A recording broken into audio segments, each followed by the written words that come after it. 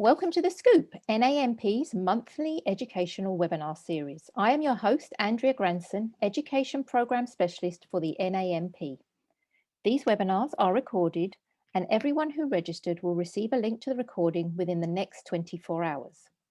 NANP members can earn 1 continuing education credit for participating in Scoop webinars by taking the corresponding quiz, which can be found in the membership area of the NANP website. Today's webinar will conclude with a Q&A session, so feel free to type in your questions as we go, and we can get to as many at the end of the presentation. Okay, so let's get started. Lesley Herman is an indoor environmental professional with a master's degree in building science from the University of Colorado Boulder. She holds a national board certification in holistic nutrition through the NANP and is a certified wellness coach. After overcoming her personal health challenges with mold illness, Lesley has combined her professional careers to help others navigate the challenges of mold and environmental illness. She bridges the gap between the health of the home and the health of the body by blending her experience in building science with holistic nutrition so that her clients can reclaim a vibrant life. Prior to the start of her current practice, Janessa Health and Home, Lesley worked as a commercial building engineer at the National Renewable Energy Laboratory, operated a private nutrition consulting practice, and has spent the last 4 years as the indoor air quality specialist at E3 Innovate, an integrated home performance company in Nashville, Tennessee. Welcome, Lesley, and thank you for joining us today. Thank you. I'm really excited to be here and share this information with everyone. Fantastic. Thank you. All right, so let's dive in. Today we'll be discussing CIRS, chronic inflammatory response syndrome, and the effect of toxic mold on the body. And we'll be understanding, hopefully by the end, some of the complexities around this condition. So just a brief outline of today's topics. We'll do a short introduction, learn a little bit about my background, and then what is CIRS and how is it affecting the body? How do we identify symptoms of CIRS in our clients? And we'll look at some of the common co-infections and other sensitivities to be aware of when working with these people. We'll talk about nutrition strategies, and we'll, at the end, get to some of the healthy home tips that will hopefully help improve some of the indoor air quality issues. So a little bit about me. Thanks for the introduction, Andrea, and wanted to give you a little bit more story behind where I come from. My journey starts in Boulder, Colorado, where I studied building science and earned my master's degree in civil engineering and went to work for the National Renewable Energy Laboratory. I thought this was my dream job. I worked for the commercial building research team, and I did a lot of energy modeling and research on commercial buildings in China, some for the Department of Defense, and even big box stores like a home performance store or a typical retail store. And I found that this experience was very impersonal, and I wanted to work more one-on-one with people and see the difference of my work changing lives. So I was always very interested in nutrition and the health of the body, but I was diagnosed with celiac disease, which spurred me to go study holistic nutrition at Bowman College in Boulder. So it was very convenient, very close by, and I knew it was something that I had to do. One, just because I was curious about how the health of my body was affected by the foods I was eating, and because I thought maybe this is a way that I can connect more personally in my career with the people that I work with.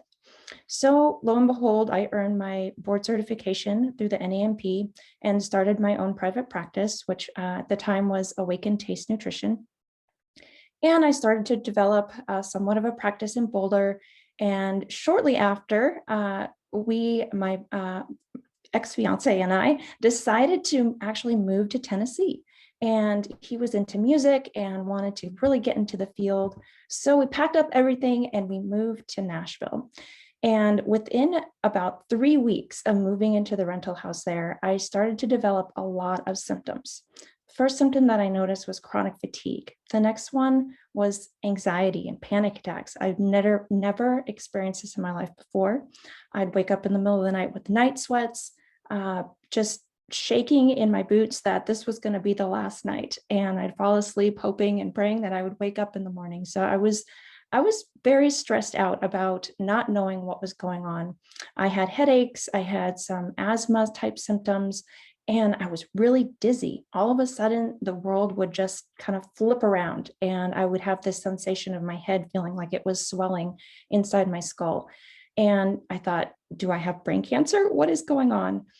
I even found myself sleeping in a tent in my backyard because I knew that something in the house was not right. There was something in there. When I would come home from work, I would feel the symptoms almost turn on automatically. And lo and behold, I was working with my brilliant nutrition teacher at the time on some GI issues. And she recognized these symptoms in me and said, I think you need to test your house for mold.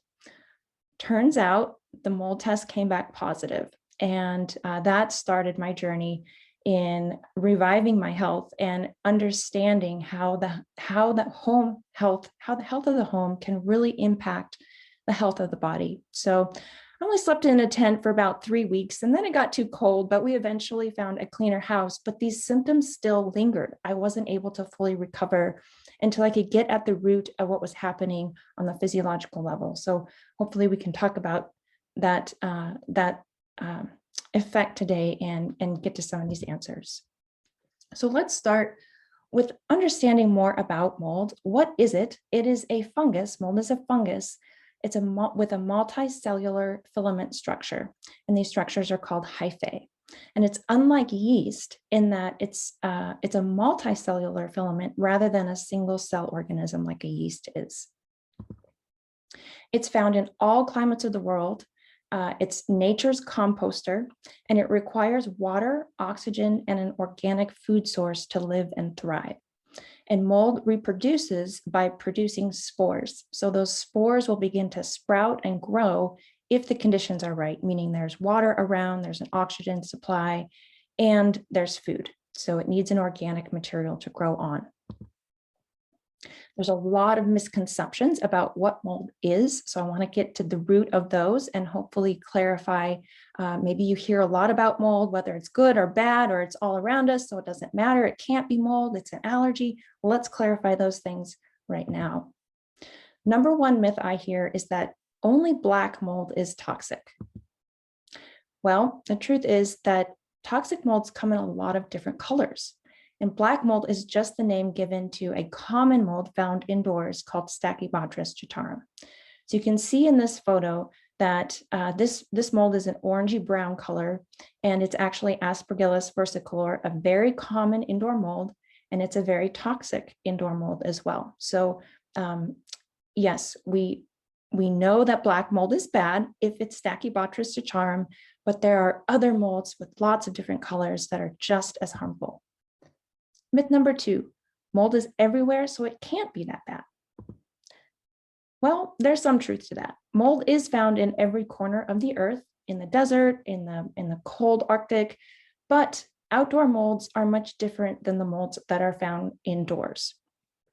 Molds commonly found inside give off secondary metabolites called mycotoxins, which can make people really sick. So it's these mycotoxins that we have to be aware of.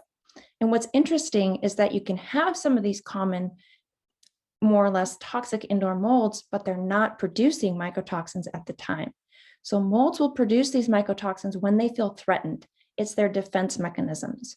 So if we'll talk about a little bit later, the two different types of testing that we can do to identify if there's mold and if it's actually producing mycotoxins. Myth number three, I live in a dry climate, so my house can't have mold in it. I hear this a lot, that mold isn't really an issue if you move to a drier climate, but that's just not the case because mold can grow in any climate. All it needs, again, water, oxygen, and food. 4 walls and a roof is really all it takes. If there's a water event that happens in the house, whether it's a plumbing leak, toilet overflows, a sink has been dripping for a number of days, sometimes even months without getting noticed, and that water event has occurred for 24 to 48 hours, you have the potential to start growing mold in your house. So it's a very common phenomenon. And some molds require different amounts of water. to grow, first of all, and to remain viable. So controlling humidity and addressing water leaks are very important for controlling indoor molds. Myth number 4, a big one. Mold illness and mold allergies are the same thing. Or if I'm sick from mold, it must be an allergy. This isn't true because mold illness is a condition known as chronic inflammatory response, and it has very different symptoms compared to mold allergies. These two conditions require different therapeutic approaches. When you're dealing with mold toxicity and chronic inflammatory response syndrome, you're actually dealing with the innate immune system. A mold allergy, on the other hand, is related to the acquired immune system. So you're going to get different symptoms, and there's a different approach to kind of calming that immune system down when dealing with these certain clients with chronic inflammatory response. So unfortunately, people can experience both a mold illness and a mold allergy at the same time. That's my experience as well. I was tested positive for mold allergies, and also the CIRS was a big issue for me. Okay, so what's happening more in the body, and how does toxic mold affect all different types of organ systems? So CIRS is a chronic, it is chronic. It's a complex illness resulting from an immune system dysregulation. So the immune system has been overburdened, sometimes even prior to a mold exposure, which causes the body to become even more sensitive. Mold kind of pushes it over the top. It's brought on by biotoxins, and it creates a dysfunction in multiple organ systems, as we talked about, and a chronic inflammation response. This is known as the biotoxin pathway. It leads to also something that Dr. Robert Nouveau goes into a lot of, and that's the cell danger response. And I could talk all day just about the cell danger response, but I encourage you, if you're very interested in this topic, to look up some of the papers by Dr. Robert Nouveau and learn about this phenomenon that's happening in the body. Dr. Richie Shoemaker was kind of the spearhead in bringing mold toxicity to light. And he has a standard protocol. He has a standard testing approach. And so he's known for putting together the biotoxin pathway, which is a map of everything that's happening in the body, what's out of balance, what's causing the imbalances, and how it shows up as symptoms. So there's a great schematic of Dr. Richie Shoemaker's biotoxin pathway on survivingmold.com, which I suggest everybody look into as well. So mold toxicity results from the inability for the body to process these mycotoxins that were given off by these toxic molds. And it can also be triggered, this chronic inflammatory response, that is, can also be triggered by other toxicants and infections.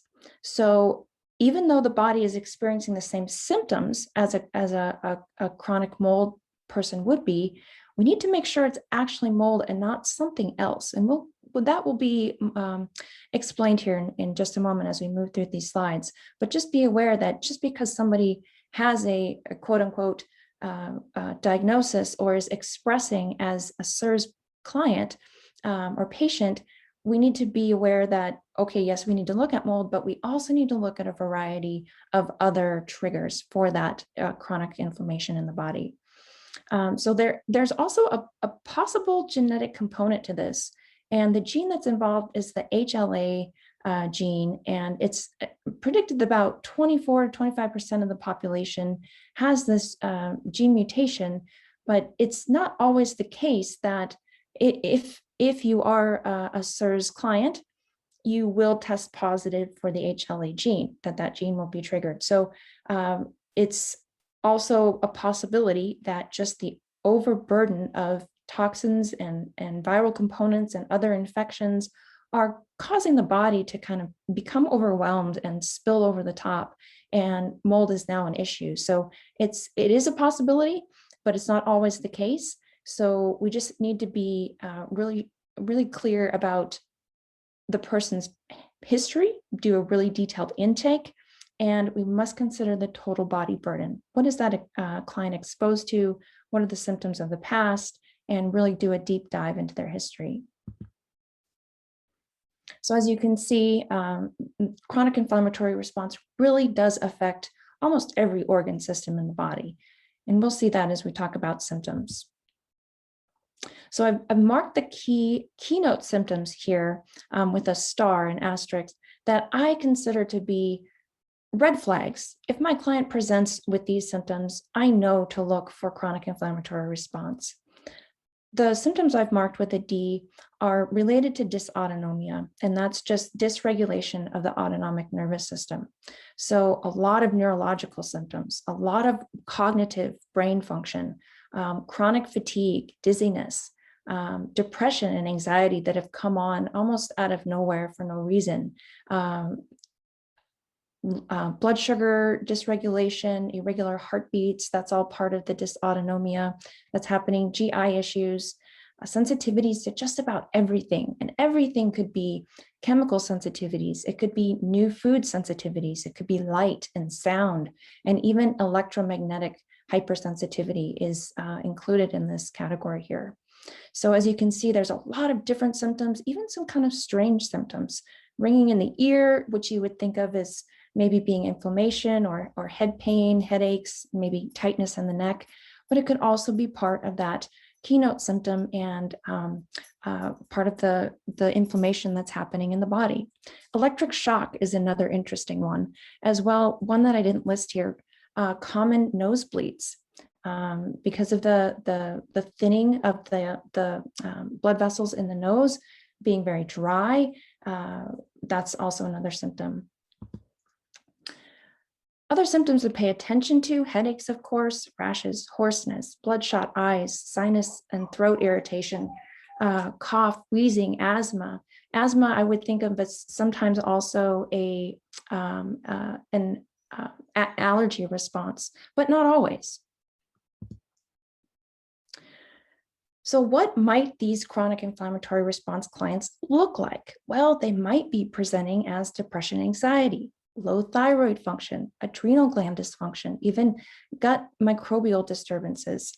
Down the list here, we have chronic fatigue, again, mood swings, fibromyalgia, atypical MS, and other chronic conditions like Parkinson's.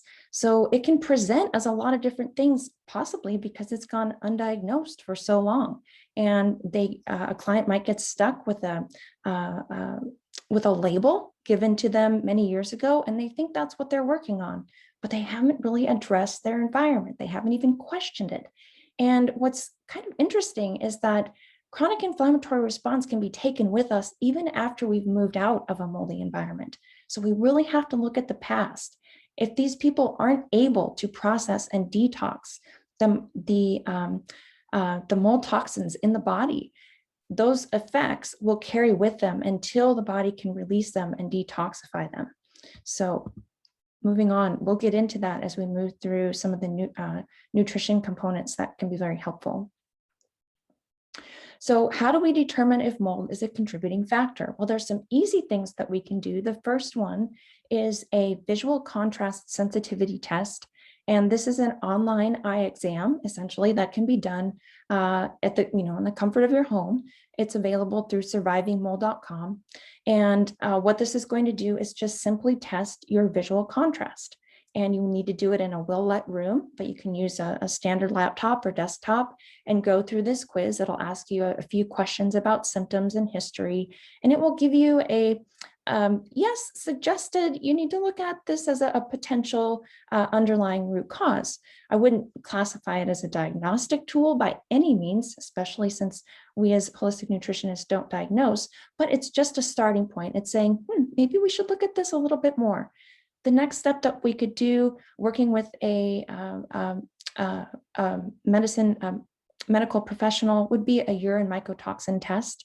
Great Plains Labs, as well as Real-Time Labs, offer these urine tests.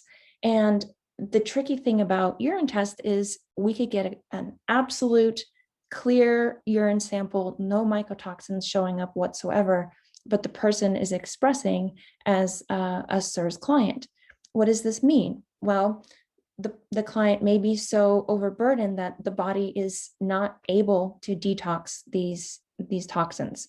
So we need to push it a little bit. We need to get the detox moving and then retest. So a negative test on a urine sample doesn't rule it out. We need to make sure that we can start turning those detox cycles and that those mycotoxins are starting to release from the body, and do a reanalysis if we get a client who's expressing as a CIRS client, but who doesn't test positive.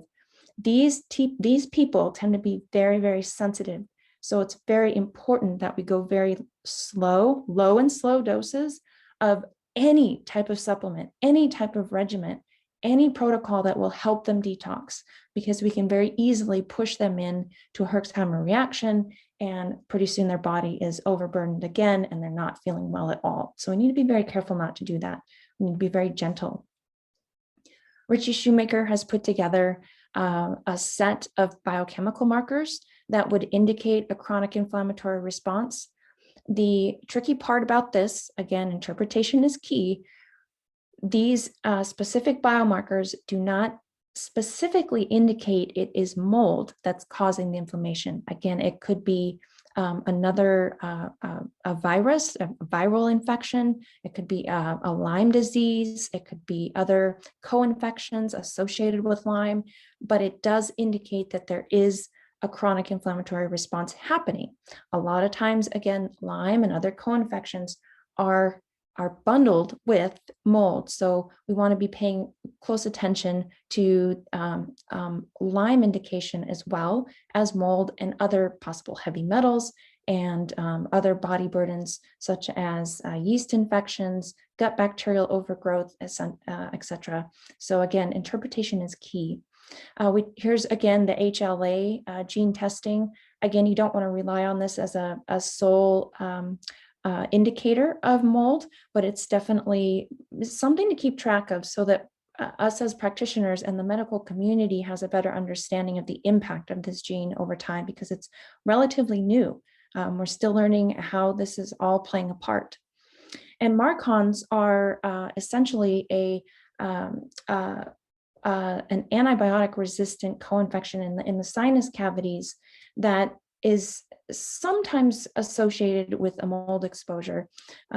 There's been a lot of research done on whether or not this is an important thing to test and treat. And some people argue that it is, and some people argue that it's not. So still the jury's out on that, but something to be aware of. Okay, identifying mold with a detailed intake process. Again, this goes back to our role and how can we shed some light on how the past is now experiencing our health, and how can we in the future create an environment and create a case for healing that promotes healing. So we really need to evaluate the home, the work, the car. If it's a child, we need to evaluate the school and the daycare. Just question some things. Have a set of questions for your client to take to a school or a daycare if it's the child that they're working with, that would help us understand if the environment is part of the root cause. One question we can ask is, does the client feel better when they leave the house or go on vacation for an extended period of time? If they're away from the home, do they feel better? Do symptoms start to lighten up? Do they return to the house and suddenly the next day they can't remember where they put their keys, or they can't remember their birthday? I had a client on the phone who said they had an HVAC contractor come to their house, and they were experiencing some minor symptoms in their home, but they had some excessive dust and kind of a musty odor. So the HVAC contractor came over and jostled the ductwork around a little bit, looked inside at the coils of the HVAC system, and it stirred up just enough dust that the next day the homeowner said, I couldn't remember my name for 3 hours. So it is really impacting the brain. If anything like that occurs or has happened to a client in the past, definitely need to think about mold in the home. Was there a remodel that took place that, again, exposed a wall cavity, that exposed an underlayment or subflooring, or even a crawl space that otherwise was kind of in the darkness? It was behind closed doors, behind closed walls, and it wasn't making an impact until it was open up and exposed. Was there a known water event? What else has happened in the past? Has there been any history of a trauma event that could have weakened or impaired the immune system or the neurological system? History of bug bites and ticks. Again, we're looking for a correlation between mold and Lyme disease or other possible co-infections. And then I also put down here a history of mono, strep throat, or chronic sinusitis. Chronic sinusitis is very common with mold clients. Strep throat is also one that can be an indicator if you have repeated events of a strep throat or a chronic sinusitis, especially if you've had strep throat, you remove the tonsils, and now all of a sudden you're getting chronic sinusitis. Again, just an overburden of the immune system. History of mono, I always consider just because of the underlying impact of a possible Epstein-Barr that's been flaring up and again impeding and weakening the immune system. So the body just doesn't have the capacity to deal with all this stuff. Lyme, again, as being mold in combination with other things. We have Lyme, we have co-infections, heavy metals, especially mercury, aluminum, and lead, viral infections, there's the Epstein-Barr, etc. So we have food sensitivities, also need to be aware of that, chemical sensitivities, and then electrohypersensitivity. Mold can make all of these symptoms worse. So we might question, we've been working with a client for a long time. Why aren't they getting better? Maybe they make subtle improvements, things get better, and then all of a sudden things get worse. Well, according to Dr. Robert Nouveau, again, the healing cycle might be blocked and they are getting re-exposed.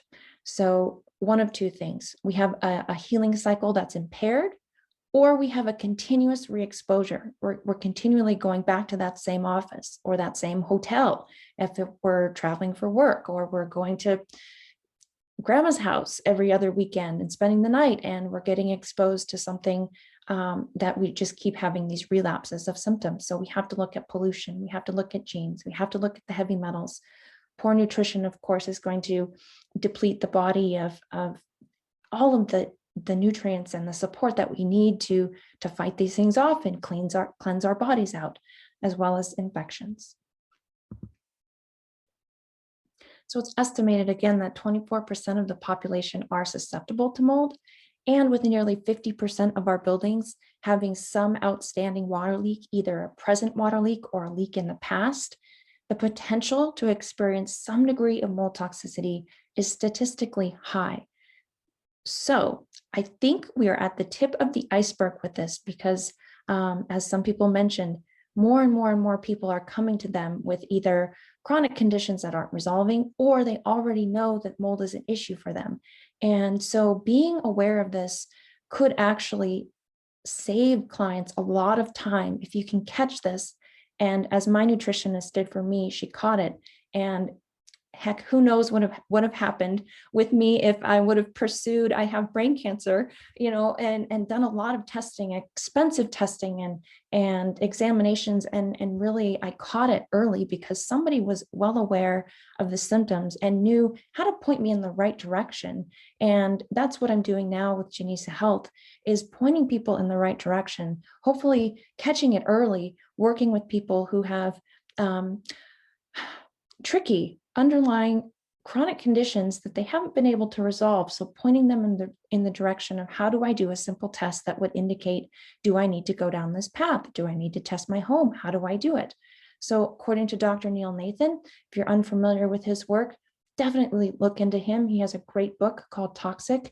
He says that mold is the most underlying diagnosed chronic condition in the US right now, and compared it to Lyme disease just 10 years prior to being at the root of some of these chronic conditions where we have no idea what's happening.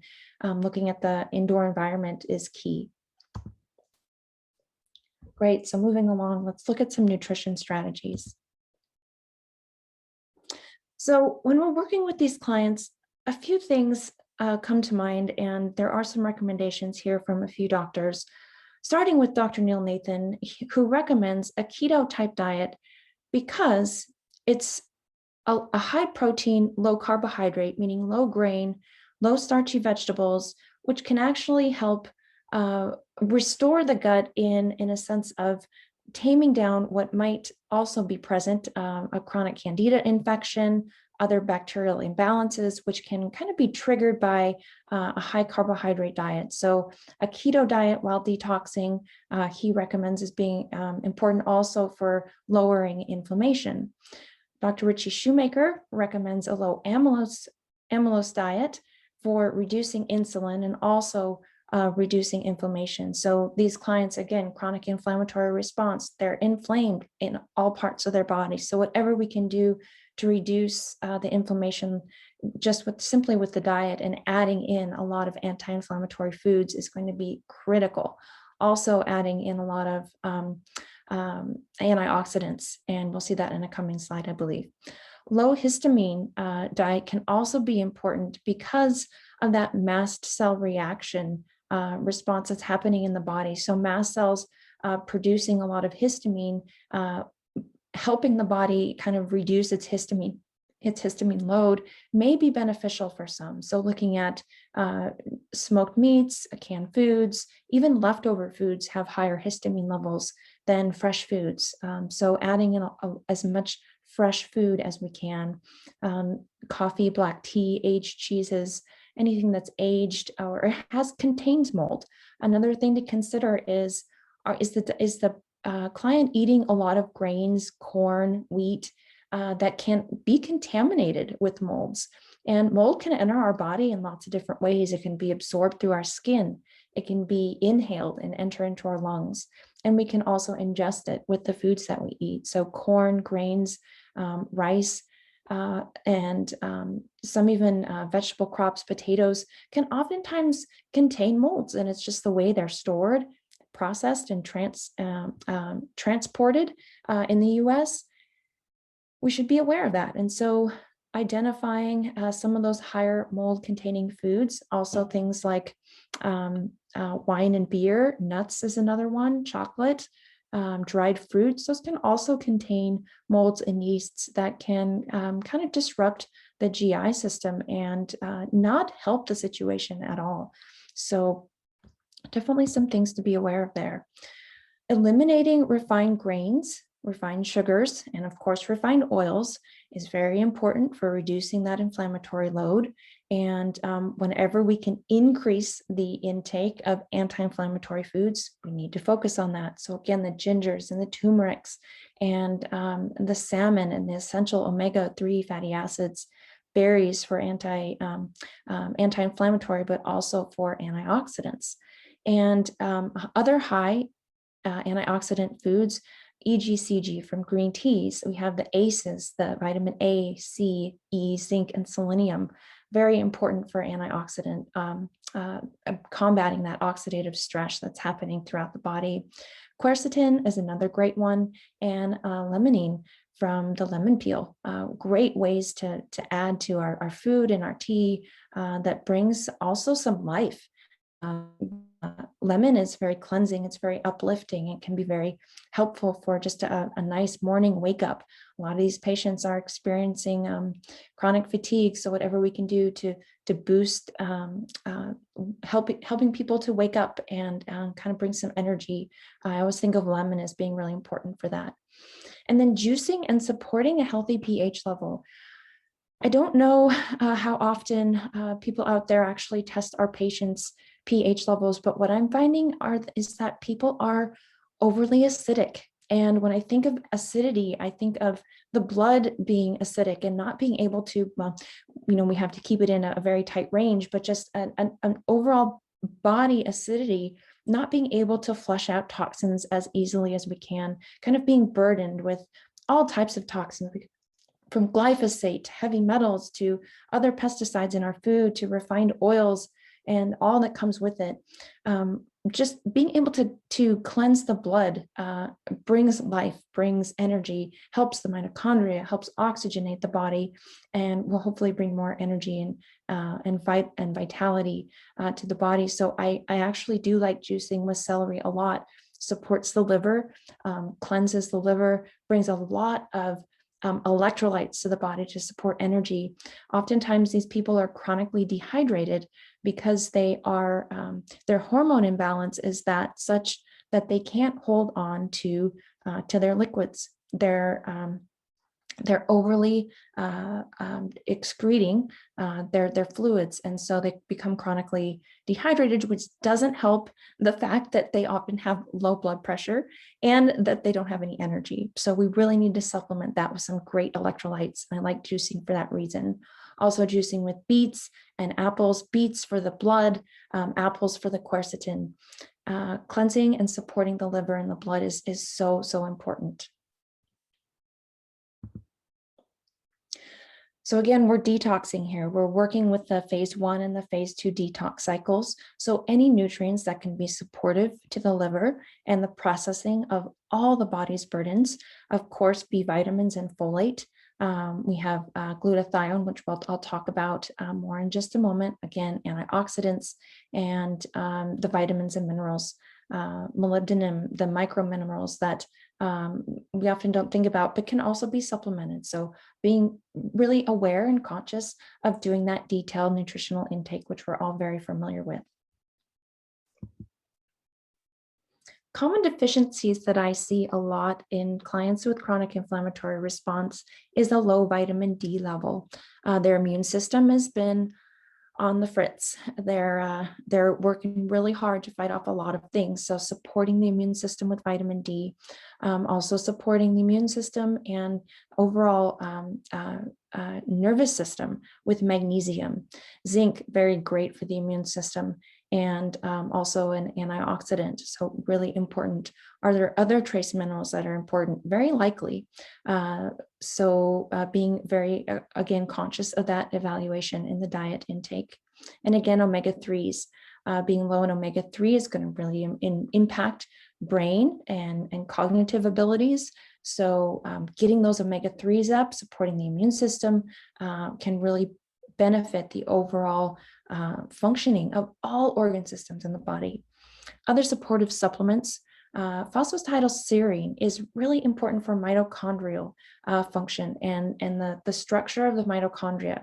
Mitochondria do become susceptible to mold in the body. So that can sometimes be a benefit in improving energy production. Phosphatidylcholine is another very interesting one. Again, we want to have sufficient choline intake from the diet. Eggs is a good source of that if the yolk isn't overly cooked, if your clients can handle eggs. Otherwise, a supplement can be beneficial. Phosphatidylcholine has also been used as an IV therapy. Again, it needs to be started very low and slow, but the idea here is that phosphatidylcholine is very important for cell structure. And when we are under methylating, a lot of times chronic inflammatory response clients are under methylators. So in the methylation cycle, our bodies are producing phosphatidylcholine, which is an antihistamine. And histamine, when our body is under attack from mast cell overreaction and molds, our bodies may be producing more histamine than what the phosphatidylcholine can take care of.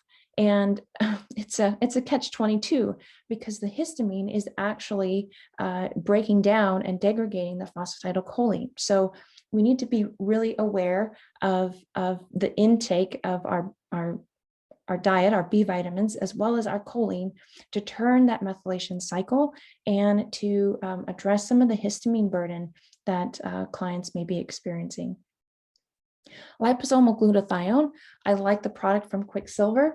And this is a very important nutrient to turn those detox cycles, but it's also one we have to be very gentle with. We need to start very low and slow and work up from there. So I wouldn't start with 500 milligrams per day, but I would work up to that.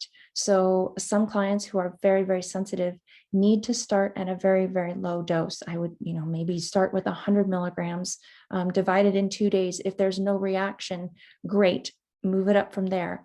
When we're working with very, very sensitive people, the smallest dose of the best things for us can sometimes push us over the edge. So again, just start very low and slow and work up to 500 milligrams a day in divided doses. Again, the liposomal glutathione is under the tongue regimen, and I would take it away from food at least 30 minutes to an hour before a meal.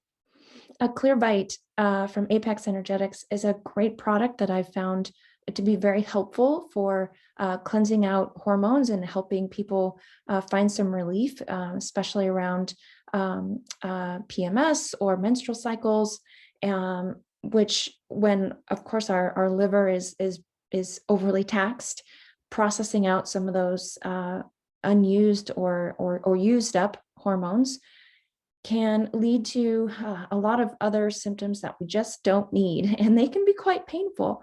So the Clear Bite helps support the liver. There's a lot of great vitamins, minerals, amino acids, collagen, and herbs in that product that I found to be very supportive. And symptoms of PMS, other swelling of the breasts, anything related to that monthly cycle helped a lot of my clients sort of clear up and found some relief with that.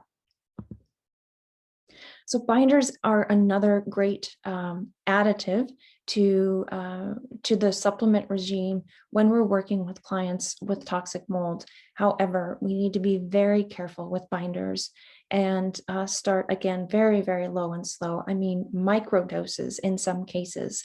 And what's good for us, you know, we always sometimes think what's good. If we have more of it, it's going to be better, but not in terms of binders for sure.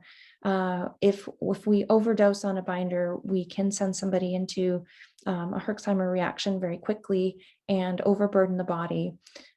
So they can also be very, very helpful. So what's happening when we're testing, when we're using urine testing, these mycotoxins are being processed out through the kidneys and the bladder.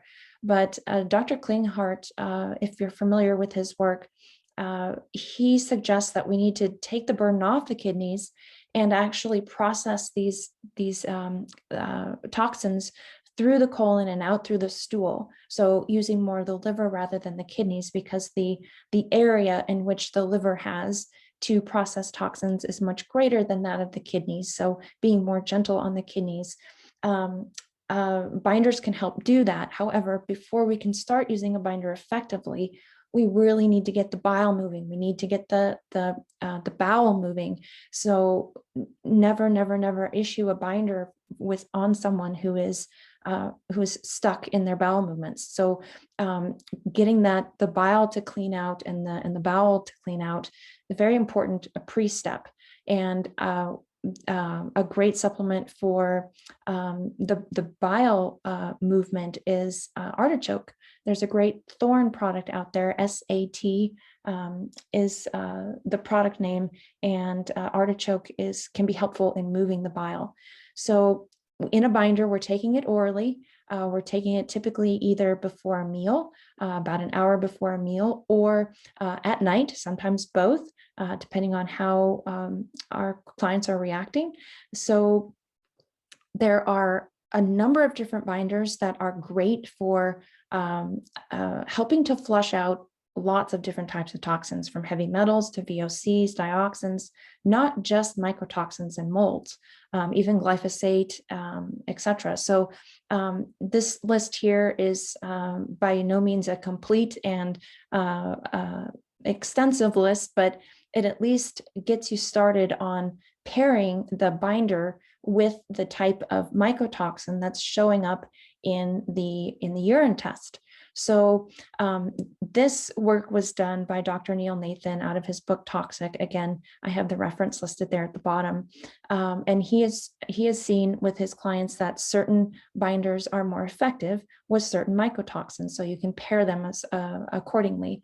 Other practitioners and people that I follow have also found their favorite one. A lot of times that's zeolite. Dr. Richie Shoemaker recommends cholestyramine and Welchol, or Welchol. Welchol is a little bit gentler version of a cholestyramine, but cholestyramine there at the bottom, that is a prescription. A lot of times if you're not getting the compounded form of it, it comes with a lot of maybe food colorings, additives, sugar products, sweeteners, that is to help it go down a little easier. It is very, very chalky and needs to be mixed with a juice or a type of milk, a coconut milk, a nut milk of some kind, to get it to go down. But it is pretty harsh on the GI system. So it's good to try other things first. Maybe use that as a remainder. It works well. And it's good to maybe have a little bit on hand if you know you're traveling and you don't really know what you're going to be exposed to. I found it to be actually pretty well-rounded, but for your very sensitive individual, you may start with a zeolite or a silica or even humic or fulvic acid as a gentler binder. Activated charcoal tends to be another one that is pretty harsh and will bind to not only toxins, but also minerals. So be careful with how long we're prescribing or suggesting the use of a charcoal product. Again, taking it away from food and supplements is really important. Chlorella is probably the most intelligent of the binders. It binds to a lot of different things. You can see there everything from mycotoxins to heavy metals and VOCs. So it's a very well-rounded binder. And I wouldn't say it's the gentlest. I would start again with any of these very low and slow, but we want to make sure that there aren't any reactions to chlorella. Getting a high quality chlorella is very important. Actually, a high quality of any of these, whether you're working with a clay or a charcoal, it's very important that we're not accidentally adding anything, any other toxins or residues that might come along with the binder. So making sure that the product is a very high quality source.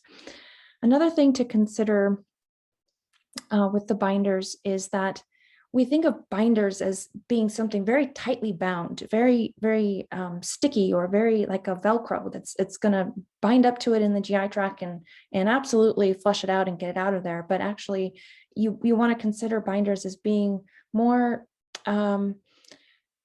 a light magnetic, just a very light magnetic connection, or an adsorption effect happening. But it's not that once the binder sticks to the toxin, it can't be removed. They can fall off of that binder and get reabsorbed back into the body. So that's another reason why we want to make sure that that bowel is good and ready to go before we introduce these. So don't think as binders as the end all be all for like the glue stick that's going to pull these things out. It's a gentle binding effect, and we need to be very careful when we work with these. Probiotics surprisingly have a very beneficial effect. They can protect us against some of these mycotoxins. So looking at these different strains of probiotics and making sure we have a very well-rounded probiotic to help supplement the GI tract can be very beneficial. And some herbal supplements, again, we've talked about these. Frankincense, I'll mention very quickly, very great for inflammation and addressing pain in the bones or in the nervous system. So a great one to consider there. I love the Aqua Plus. That's a great product. And I'm getting a little bit short on time. I want to make sure we have time to address some questions and also look at the home health side of the slides that I have included in here. So I just want to recap really briefly in where do we start with a CIRS client. So number one, get the bowel moving. Get the bowel and the bile moving. Number one, got to do that. Number two is help the lymph get moving. We can do that with exercise and dry brushing and things of that sort. We can also use some gentle herbs like calendula and cleavers to help support lymph movement. Then we can start the binders, again, very low and slow. We want to get the binders in there before we get the glutathione in there so that we are ready to help bind and help flush out those toxins that will be kind of pushed out once we get the glutathione in. We also need to support the liver and the methylation and overall detoxification. Sauna treatment is very, very useful. Ozone therapy is another one I might add, some things to look into. and then support proper pH and hydration. There's also emotional support that goes into this. Very, very much our spirit and our emotional component is very impacted by mold. So just retraining the brain to identify the positive can help so much in boosting the immune system when we can train our brain to get back on that positive thinking. And we've sometimes been in the slums for quite some time when we're dealing with mold patients, but helping them to again retrain their brain. I'll mention Annie Hopper's DNRS limbic system retraining course has been very beneficial for many people that I've worked with and myself. And then we'll clean up the environment. So I'm going to jump forward here and kind of skip over the emotional support just because I want to allow some time to look at ERMI testing and addressing the home health. So very quickly, we have a few different types of mold testing, but the one that is kind of the gold standard for mold illness is the ERMI test, and that stands for Environmental Relative Mold Index. And what it's doing, it's using a DNA analysis, so it's very accurate in identifying the species that are identified on a sample. It's using a dust cloth. You can use a Swiffer, make your own kit at home with a Swiffer cloth, unscented, dry cloth, and a fresh pair of rubber gloves, and taking samples from the most lived in rooms. So definitely the bedroom, maybe a living room, a den, an office space where you're spending a lot of time, and collecting that dust, sending it into a lab, and they will analyze it and send you some results. There's a second test out there called an EMA, which is an environmental mold and mycotoxin assessment. And this will actually test for the mycotoxins, not just the molds, but it will actually test for whether or not there are mycotoxins present. So again, you can have the molds in your home and they may not be producing mycotoxins. In many cases, I found if a client is expressing symptoms, they have a history of being in a moldy environment, their ERMI test comes back high, so they've identified some of these toxic molds, then I'm pretty confident that there are mycotoxins present, even though we haven't specifically identified mycotoxins. Both of those tests cost about the same. So if you want to choose one or the other, I really don't have a preference. It's just a matter of interpretation. How do we take this data and do something meaningful with it? So I'm going to skip over this briefly because I think the next slide will help us identify what's going on in terms of the ERMI. Again, this is a 36 species mold test that is taken with a dust sample, and this is what your test results might look like. So on the left side panel, you have the water damage molds, and these are the molds that we want to be as close to zero as possible. As you can see, there are some numbers here that are very high. We have some close to the 3,000 range, 4,000 range, and these are spore equivalents per milligram of dust. That's the unit there. Unit really isn't important, but just the relative quantitative amount here is quite high. The column on the right is indoor molds. And indoor molds can be coming from potted soil, can be coming from compost or garbage if that's left exposed in the air. Could just be tracked in from pets, shoes, etc. Could be stored in the carpet over years and years. If we have our windows open, we live in a damp climate, those can just kind of move in. Those typically don't cause the CIRS reactions, but they may also impact allergies. So that's something to be aware of there. We want to keep these numbers just as low as possible.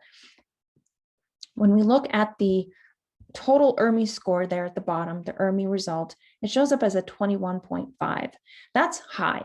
We want that number to be as close to zero as possible, but somewhere between the range of 2 to 5 is, I would say, considered okay.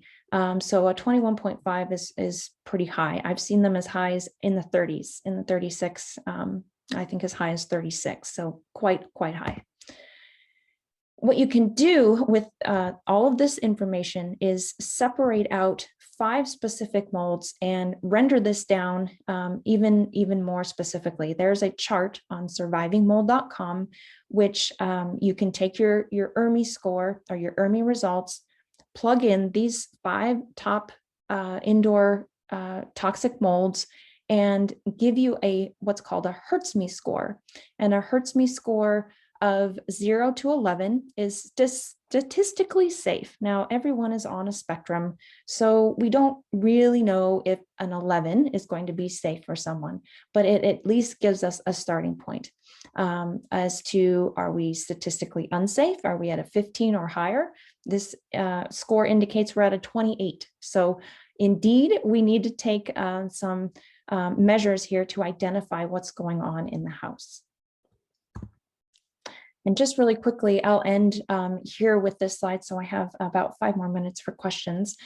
This is a lot of content, so I'm sorry for the short time here at the end. But when we're looking at the house, where do we start? So one very common place, if we know there hasn't been a water event, we can assume we need to look deeper. So looking at unsealed crawl spaces, for example, HVAC systems, air handlers, dehumidifiers, swamp coolers. If you live in a dry climate like Colorado or Arizona, swamp coolers are very popular. These use water to cool the house. So wherever there's water and there's organic material, such as in the medium of that cooler itself, we can be generating mold and just blowing it through the house. So we need to make sure those units are very clean. Condensation, which can occur essentially just from hot, humid air coming in contact with a nice cold air register, that can create mold. Looking in wall cavities in attics, under sinks, etc. So what you see here is a photo of an unsealed crawl space, and this was an air return that had come disconnected. And what's happening here, if this were a return line, meaning the air that's coming out of the house into the ductwork back to the HVAC, the heating and cooling system for conditioning, if this were a return line, you would be pulling crawl space air directly into your air conditioner and pumping it through the house.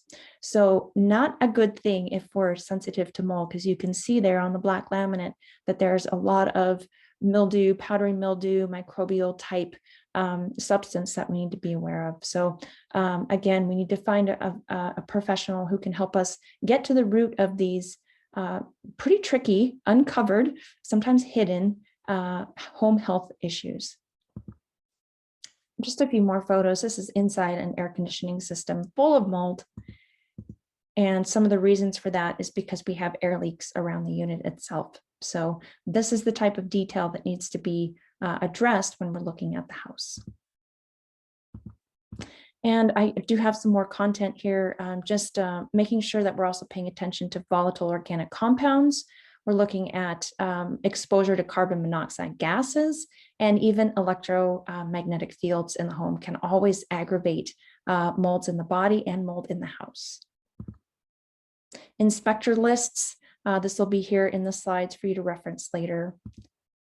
So the number one factor we need to pay attention to is the idea that detoxing will remove the mold from the body and we will heal. Well, that's not the case. We need to clean up the environment, or we're likely to have a relapse, or we'll never reach that finish line in our healing process. So thank you. Hopefully we have time for at least one question. And again, these slides will be available after today's talk, and you can review them at any time. And if you have any questions, please reach out to me. My personal email is there, and my website is janisahealthandhome.com. Lesley, that was fantastic. I'm so glad you mentioned the carbon monoxide in there, because I've just picked that up in a few clients. And I think you also mentioned the book Toxic. For anyone listening who really wants to take a deeper dive, I highly recommend this book. It's awesome. Now, we do have a couple of questions. I'm going to see if I can get to them. So such a timely topic. Thank you for the webinar. I wonder if you can address how to test for mold. You might have answered this, but it's inside a wall where there is no visible mold on the walls, no sign of water damage. However, the person was smelling something coming out through the opening in their dining room. They did a dust swab. They sent it to real time, but it came back no mold, but high in mycotoxins. They are now getting contradictory advice from all the mold inspector experts before they take down the wall to remediate. Any suggestions on how to test for hidden mold inside a wall, and they have the HLA gene? Very good question, because this is a tricky one. Sometimes the only way to find out if it is in a wall cavity is to take out a small sample of that drywall and really look. But why would it be in that wall cavity? First question, why would it be in that wall cavity? Okay, there's an odor. Has there in the past, is it around a window? Has the window ever leaked? Was there any outstanding evidence of a roof leak? Maybe we need to look from the top side, go up in the attic and look along that perimeter of that side of the house and see if there's any sign of water damage existing or old water damage that has come from the attic side that would allow water to leak into the wall cavity. If there's no source of water on that wall, if there aren't any pipes, it's not backed up to a bathroom or a shower, I'm assuming this wall is on an exterior side of the house, not an interior wall. It's got to get in that wall cavity somehow. And if it's not getting in the wall cavity through either a window or through the attic, or if it's facing the brunt of the wind and the rain that comes in and it's getting impacted when you have a heavy rainstorm, if there's any siding evidence on the outside, look from below. Do a crawl space inspection and see if there's any evidence again in that area, on the subfloor, on the what's called the rim band, which is the space between where the wall of the house meets the foundation. There's a gap there that is a truss gap that is oftentimes a point of leakage in the envelope of the house. That means like the shell of the house. That rim band can also oftentimes be a source of air leakage, and when the air can get in, the water can get in. So I would also look from below before you have to rip off the wall cavity to look inside. But if all those check out, I would also consider the fact that when there are gaps, air gaps anywhere in the subfloor, whether it's maybe an electrical outlet or it's a pipe or just cracks in the subfloor, if there are hardwood floors, a lot of times you get odors that migrate up from the crawl space and into the living space. And it's not maybe necessarily coming from a wall. That odor is just coming from the space below. It could be a damp basement. I say crawl space a lot because that's a common source of mold, but it could be a damp basement. And so pay attention to also what's migrating up from below. Fantastic. Quick last question. Do you know of a home test for volatile organic compounds? So a home test. Yes, that's a very good question. There aren't any canisters that I know of like that would be used for radon. You can set a canister out and then send it into a lab for radon. But for VOCs, I would actually invest in a simple air monitor that would look at VOCs. And there are some products available online through Amazon. That's probably the cheapest route to go. I would look for a product, again, a sensor that's you'll likely plug it into a wall. And some of them you can use as a permanent install. So an AirThings or an AirThings Plus device will monitor VOCs, humidity, I believe carbon monoxide and or carbon dioxide and radon. So it's a nice little device you can keep in your home in a very common area, and it will track all those things for you all the time. So that's also another good route to go. The VOC monitors, the professional type, are very expensive. So if you can, if somebody is concerned about that, first question, what's new? What's giving the VOC off gas? Is it new carpet? Is it new flooring? And if there is something new that's come into the home, maybe just ask a local, if you have one, a local indoor air quality expert to come and run a simple test with their high quality devices, and they can get very specific with the VOCs that are present. Most consumer products are just going to give you a total VOC number. So there's VOCs there, but you don't know what it is.